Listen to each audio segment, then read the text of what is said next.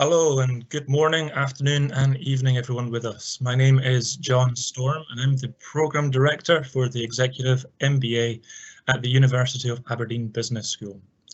Today I am delighted to welcome to you our In Conversation With series, and this is on the first Wednesday of every month. The Business School will host conversations with business leaders on topics ranging from sustainability, entrepreneurship and energy transition.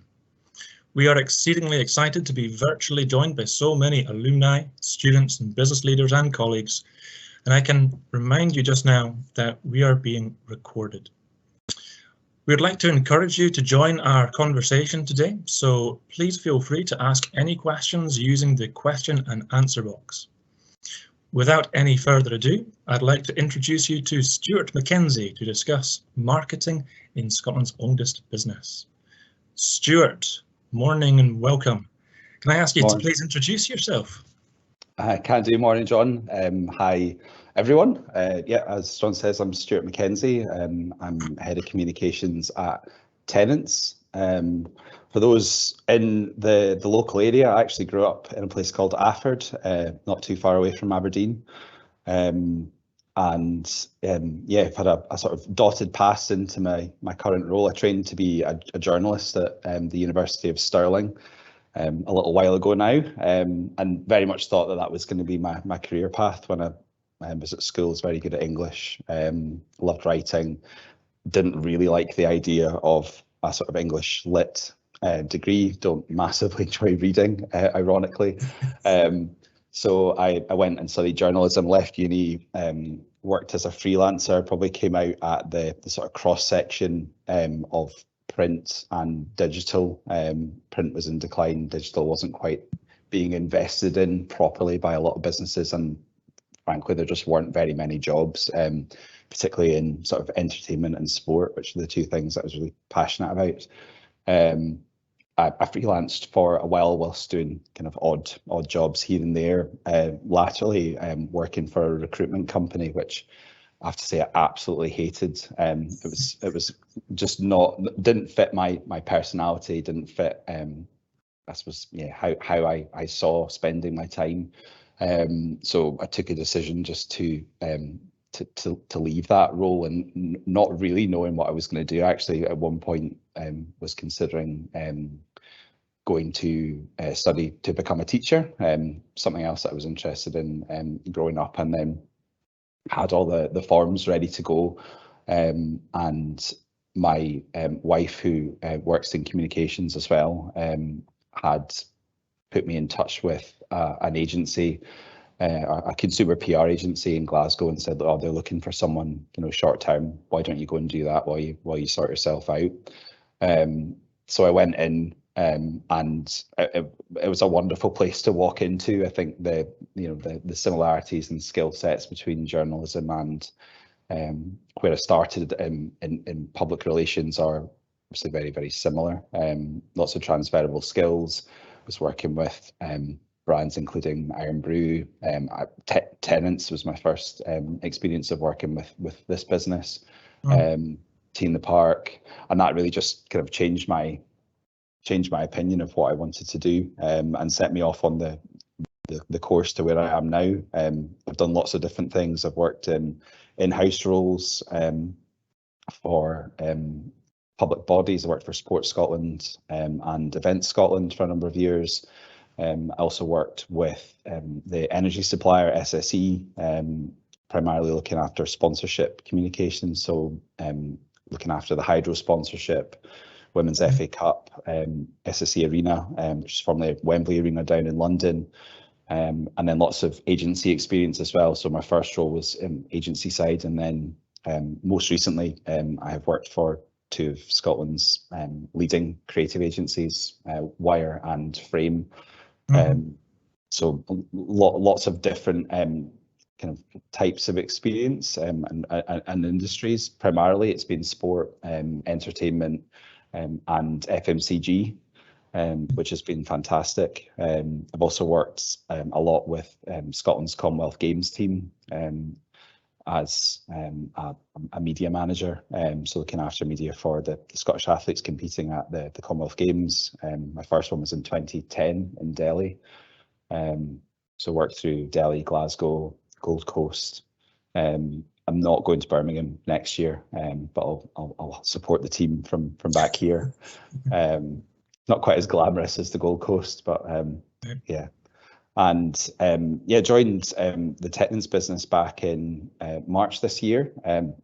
My agency role at Wire, when Tennent's were actually my main client, so having started my career doing work for the Tennent's business and the brand, lots of work on Tea in the Park back in the day, came full circle and started working agency side. And it was a fairly deliberate decision to try and get back into that role at Wire. Some senior experience working in FMCG agency side with a view to coming back into an in-house role. All right. Yeah, so because for a lot of people, the diversity in the events that you were talking about is kind of like the dream, the passion. There's so much happening, constant change. But you mentioned about actually, wanting to come back in-house. So what is it that attracts you to your current role in Tennent's? I think, I've been very lucky throughout my career to work on things that excite me and that I'm passionate about. I think for me and Tennent's, the chance to work on a brand that is iconic as it is, it's so different to so many other businesses and brands, particularly in Scotland. I never really had much of a desire to move further afield. So the chance to work on a brand that's been as intrinsic and a part of my life, since I was an adult, as I turned 18 and have your first pint in a bar, or potentially before, depending on how things go. Tennent's has always been there, and it's more than a brand, and it's more than a beer, and it does more, and it can act in a certain way. So the opportunity to come in is just too good to pass up. There's been points probably throughout my career where there have been roles that I've looked at that maybe just didn't come at the right time, or maybe weren't exactly the right role for me within the business. But then when this opportunity came up, it's actually a colleague of mine, George, who has moved into a new ESG role within the business, who has been head of communications at Tennent's for as long as I've been working. So it's fairly big shoes to fill, but it's an exciting place to work, and the Tennent's brand is incredible. There's also a number of other brands within the business now. Alongside producing Tennent's Lager, we're also a major wholesaler. So we sell and market a number of other brands, and then as part of the C&C group, we're part of one of the biggest drinks distribution businesses in the UK. So actually there's a number of other brands that bring with them different challenges and different opportunities, which is really exciting. So there's variety, but you have this pillar of Tennent's at the back. Yeah, no, it's good, like you're saying. You've got the history as a loyal consumer, we can kind of say, but you've been working with them through your previous roles in the agencies, getting a good understanding of them, and it sounds very much that you've always been destined, shall we say, to come back and join this team. Today, actually, we've got quite a few people who are joining us, maybe viewing and thinking about what comes next as well. I mean, obviously, being at university, sometimes it's students, but within the broader scheme of things as well, with COVID and the pandemic, a lot of uncertainty there, furlough ending too. So what advice would you give to anyone who's trying to find that right fit between what they're looking for and their work? That's a good question. I think, first off, and it's easy for me to say now and look back on it now, but try not to put yourself under too much pressure. Like, I remember coming out of uni and particularly thinking that I actually didn't really know what I wanted to do properly. Like, I'd gone through through my degree course, which I enjoyed, I was still passionate and interested in writing and in journalism. And then, you know, it got to that point where it just didn't feel like it was working out for me. And actually probably some of that passion and interest was maybe waning slightly. And even I mentioned that recruitment job, which, you know, on paper made a lot of sense. I had been working in, you know, bars and shops and freelancing at the same time. So, you know, very busy and, you know, doing what I needed to do. And then, you know, you're presented with an opportunity that on the face of it looks quite good, looks, you know, financially rewarding, you know, a proper job. And actually, you know, it probably took me doing that to realize that that's not where I wanted to be. And there's an element of luck, I think, into the first job that I walked into. It was a temporary contract. There's an element of right place, right time with that. But since then, I think I've probably become more focused on what I want to do, and I've, you know, taken time over my career. I think if you're in a role, and, you know, everyone will get to it or could get to it at some point, it's very easy to see the negatives, but looking at the positives and actually what you take from a role, even if it seems quite far removed from where you want to get to. I took a very deliberate decision back in 2014, just before the Commonwealth Games. I was working at Event Scotland. Love working in major events, getting to be part of some incredibly exciting things, but actually started to think about my long-term career. And actually, I mean, so I've already been working for, you know, 7 or 8 years by this point. Actually, where did I want to ultimately get to? So what was it was probably only at that point that I really started thinking about my career path. And I appreciate that there'll be some people in some industries that have quite a linear progression from you know, start to finish, and that's absolutely fantastic. Slightly different for me in that I think because I worked in very different businesses, I worked in different environments. I've been in-house, I've been agency, I've been public sector. I actually thought about, like, I need to think about where I want to get to, which has sort of led me to the role that I'm in just now. In that, like, I want to ultimately get back into FMCG. It'd be great to work in drinks. So what are the things, if I'm looking at my CV, that are missing right now? So I was missing big business experience. So when the opportunity came up to work for SSE in sponsorship communications, it was brilliant because I got to stay in, you know, events, primarily music and sport. But I was also working in a FTSE 35 business. I got involved in a lot of other things that I wouldn't have had the chance to do. And then from there, I moved into the Wire agency, which is run by two of my colleagues from my very first role. They were actually two of my account directors when I first, you know, walked into PR, went away and set up what's arguably Scotland's best communications agency, but with Tennent's or C&C Group as a client. So Tennent's, Magners, Heverley, Menabrea. And like for me, that was very much the like this is the next step. You walk in there, more senior level experience, actually the perfect primer to then go into the job that I'm doing now. Had a slight curveball when the opportunity to join Frame came up. One of Scotland's oldest, initially advertising agencies, and now kind of more creative communications to work on. They have UEFA as a client, so Champions League, Europa League, the Euros. Which sort of caught me off guard a little bit, because I thought that, like, frankly, thought that the job I'm doing now would be my next job after Wire, but that's just one of those things that you just can't turn down. And you know, here I am, say, you know, 7-8 years later. Like for me, that's the sort of culmination of that decision that I made back then to fill the gaps in my CV.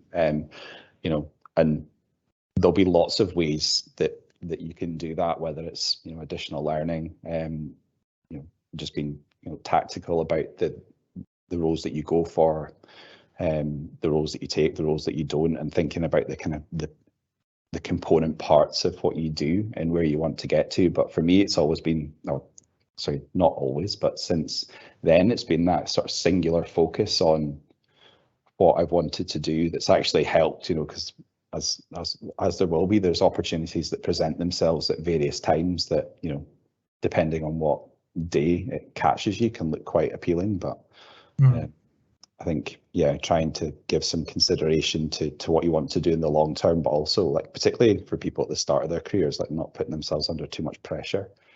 Yeah. You're going to work for a long time. So yeah, just take what you can.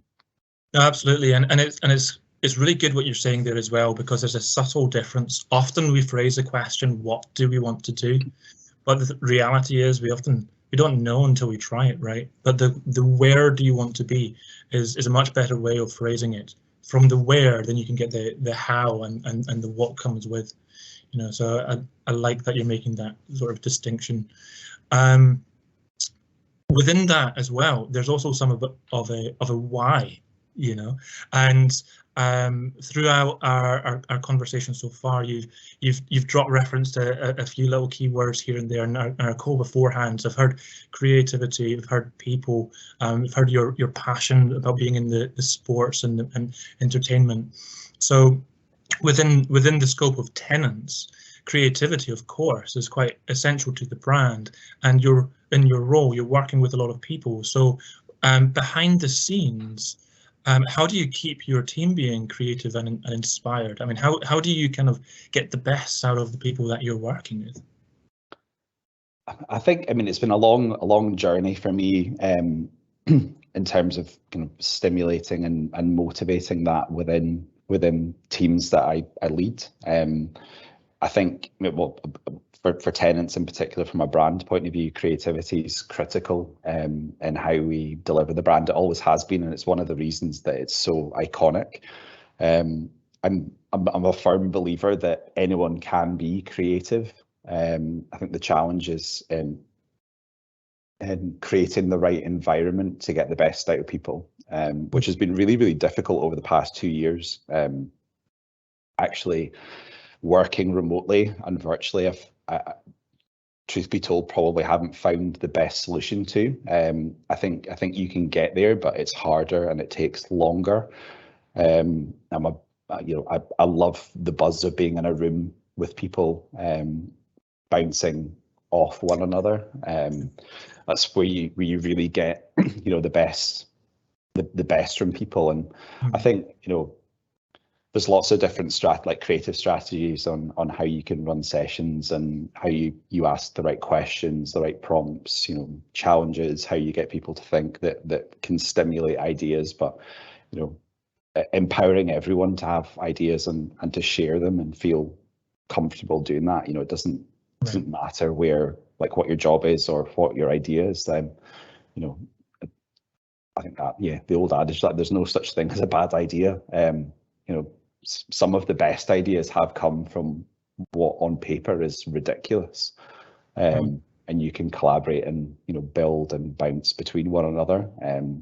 It is much easier in a room though than it is on something like this. You lose that energy and that sort of freneticism that I think helps creativity. And I think it's just understanding your people as well. You need to know how different people think, and, you know, your sort of traditional creative directors, even they will have a different approach to their own creativity. Some people like to sit and think, some people like to walk, some people just instantaneously come out with ideas and thoughts. You know, you need to find the balance, and yeah, I say, like, it's creating the right environment to get that out of people. I mean, I'd imagine that in some ways expectations must be quite high, because Tennent's, of course, is very well known for its innovation and powerful brand, you know.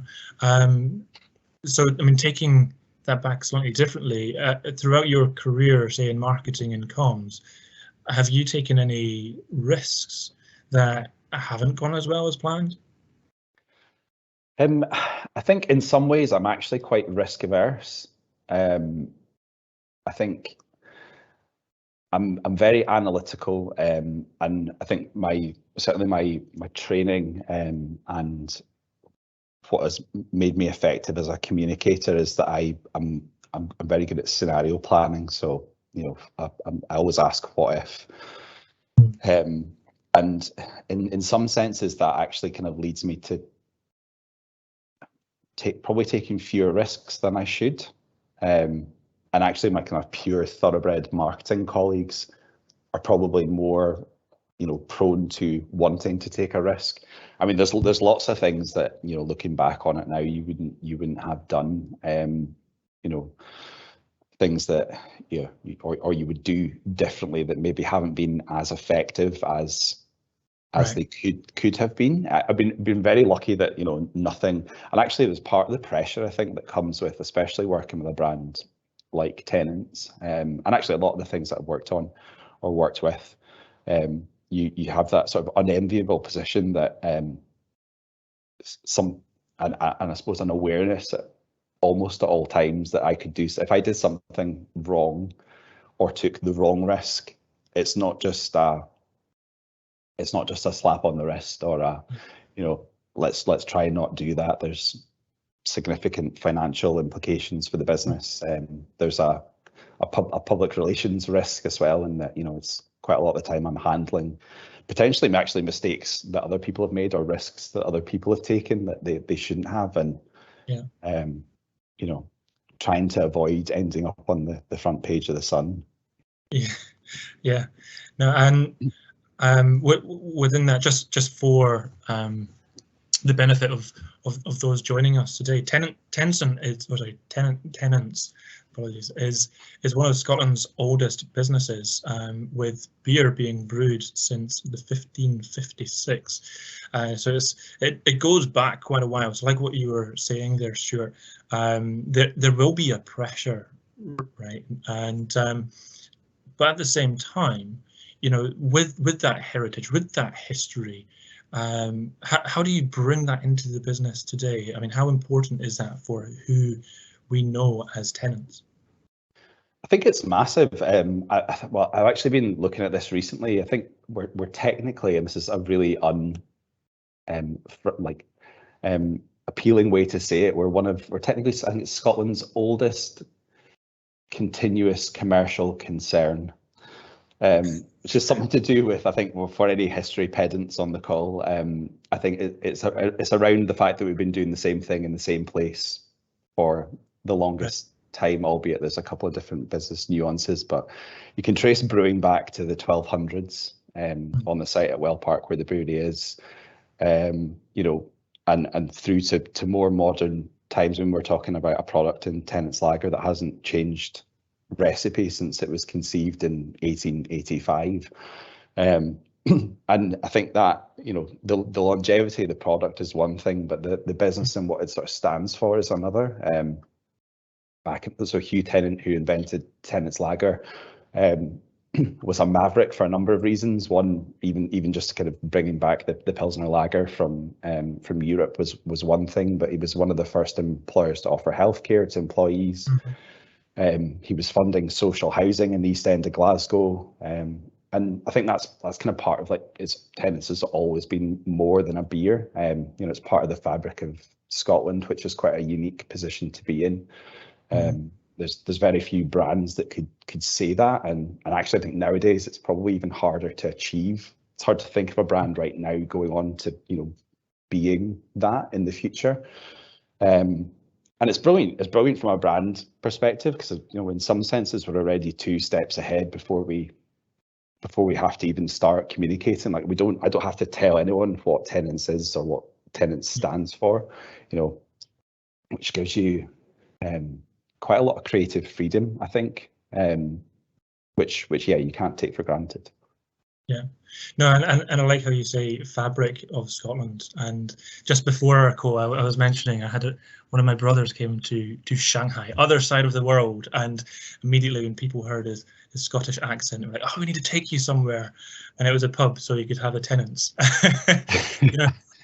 Because like what you're saying, it's part of the fabric of Scotland. It's recognisable with Scottish identity. So, yeah, no.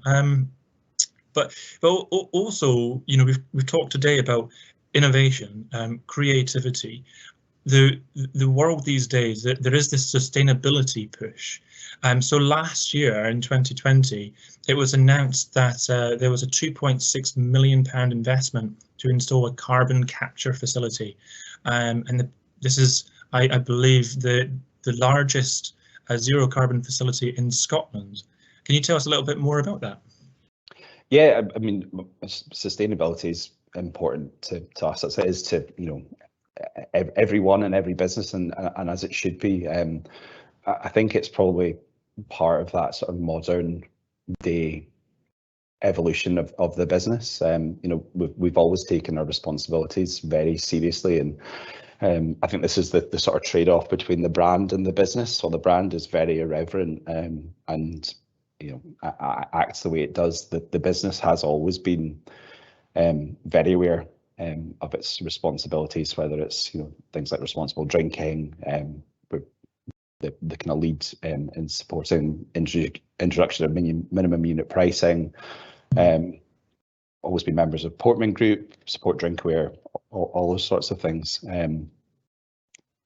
But for us to acknowledge the impact that we make on the environment, I think is critical. And it's not easy being a business our size that's been in the same place for so long and has grown in what is actually quite a small footprint, really. When you look at it, we're smack bang in the middle of Glasgow city centre, which doesn't give you a lot of scope to, you know, build something and knock something down. I think the carbon capture facility is really interesting in that you need CO2 to produce beer. You need it for, you know, so many things in food and drink manufacturing, but the facility allows us to capture the CO2 that we would have put out into the environment, which is great. We also capture and store it, so we then use that in the manufacture of the beer, which in turn reduces the road miles that we would have been putting out to bring it in previously. So I think it's innovations like that that excite me. Actually, you know, there's no one silver bullet for becoming completely sustainable or carbon neutral or negative overnight. And it's these things that are really important. You know, we can't just offset. We need to try and actually reduce and remove carbon. And there's lots of other things. You know, we removed single-use plastics from all of our consumer packaging. It's actually being announced today, as a matter of fact. So there's a wee sneak peek for everyone. Yeah. That we've met that commitment. You know, the business spent, I think, £16 million over the past couple of years, which, against the context of quite significant losses through COVID, I think shows the commitment. Also doing lots of other things. You know, there's a lot of innovation. We're trying things that don't always work. You know, our brewers have been experimenting with something called green malt, which we can't profess to know the ins and outs of how it works, but would, you know, in theory could reduce the carbon emissions from the brewing process. Right now, the way it's been done, it doesn't taste very good. So, you know, that's not something that anyone's going to be pouring out of a tap anytime soon. But yeah, it's things like that are exciting and interesting, and, you know, it's progress, I think, is the most important thing. Yeah.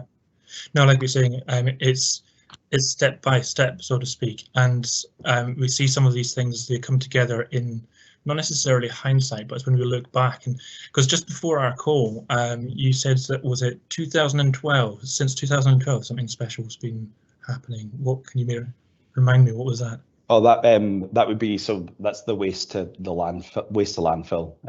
So that was one of the first, or one of the early commitments that the business had made, and it's about use of byproducts from brewing. So part of it goes into animal feed. We have also recently installed, it's called an anaerobic digestion plant, which captures biogas, which goes back into heating the brewery. I think it's all these things that just, you know, removes wastage, repurpose and reuse are as important as anything. Yeah, no, absolutely. you know, this half hour, Stuart, has absolutely flown by that's us already. So unfortunately, I'm going to have to bring this conversation to a close. But thank you, Stuart, for giving your insights into your career, your passion, obviously, for what you're doing, and it's been great to hear about not only the history of Tennent's, but also a lot of these, like you say, micro initiatives, but they're really adding up about sustainability.